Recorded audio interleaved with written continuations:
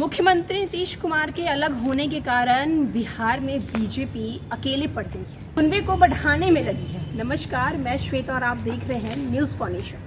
2024 में लोकसभा चुनाव होने वाले हैं और लोकसभा चुनाव में जहां बिहार में एक तरफ महागठबंधन की सरकार हर हाल में केंद्र सरकार को सत्ता से बाहर निकालने के प्रयास में लगी हुई है, जहां एक तरफ मुख्यमंत्री नीतीश कुमार विपक्षी पार्टी को एकजुट करने में लगे हैं, तो वहीं बीजेपी बिहार में जिस तरीके से बिहार की सत्ता से हाथ धो बैठी है, उसके बाद वो हर हाल में बिहार की सत्ता में वापस आना चाहती है। इसको लेकर बीजेपी लगातार हर एक प्रयास में जुटी है ताकि महागठबंधन की सरकार को वो बिहार से हटा सके और साथ ही साथ अपनी सरकार को बिहार में वापस ला सके। मुख्यमंत्री नीतीश कुमार के अलग होने के कारण बिहार में अकेली पड़ गई है भाजपा, अब कुनबा बढ़ाने में लगी है। नीतीश अलग हुए तो जेडीयू के अलावा पूर्व मुख्यमंत्री जीतन राम मांझी का हिंदुस्तानी अवाम मोर्चा भी भाजपा से अलग हो गया। पिछले वर्ष 10 अगस्त को यह बदलाव हुआ, लेकिन 6 महीने के भीतर ही बीजेपी का शीर्ष नेतृत्व अब राष्ट्रीय जनशक्ति गठबंधन के कुनबे में बढ़ने लगे हैं। जदयू से अलग होकर उपेंद्र कुशवाहा ने राष्ट्रीय लोक जनता दल का गठन किया। औपचारिक घोषणा नहीं हुई, लेकिन कुशवाहा ने प्रधानमंत्री नरेंद्र मोदी की प्रशंसा कर बता दिया कि वे राजद के साथ रहेंगे। अचानक विकासशील इंसान पार्टी यानी कि वीआईपी से भी भाजपा की नजदीकी बढ़ गई। माना जा रहा है कि वो देर सवेर रजक में जुड़ जाएगी। लोजपा के दोनों गुट चिराग और पारस के नेतृत्व वाले पहले से राजग में सम्मिलित हुए हैं। कुल मिलाकर आज की तस्वीरें ये है कि बिहार में रजक 2014 के स्वरूप में आ रहा है। भाजपा, लोजपा, राष्ट्रीय लोक जनता दल और वीआईपी।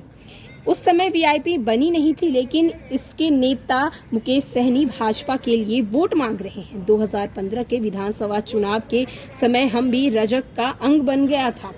बाद में वो महागठबंधन में गया, वापस रजग में लौटा, अभी महागठबंधन में है। 2014 के लोकसभा चुनाव में भाजपा को 29.4, लोजपा को 6.5 और रालोसपा को 3.1% वोट मिले थे। वहीं रजग को 40 में से 31 सीट मिली थी।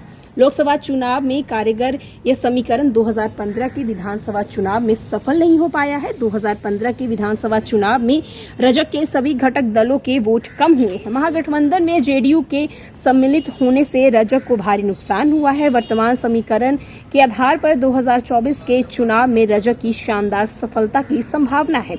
जदयू फिलहाल महागठबंधन के साथ है। वहीं राज्य के चुनावों में जदयू 16 से 23% वोट प्राप्त कर रहा है। यह वोट सहयोगी दलों को शामिल करके हो रहा है, लेकिन लोकसभा विधानसभा चुनाव का मुद्दा अलग होता है। मतदाताओं की प्रवृत्ति भी बदलती है। बदल रहे समीकरण से चुनाव पर कितना असर पड़ेगा, इसके बारे में अभी कुछ कहा नहीं जा सकता, लेकिन जेडीयू को अलग होने के बाद अब अकेलेपन झेल रही भाजपा का मनोबल बढ़ रही है। वीआईपी के संस्थापक मुकेश सहनी को केंद्र सरकार ने Y+ सुरक्षा की सुविधा सोमवार को दे दी है।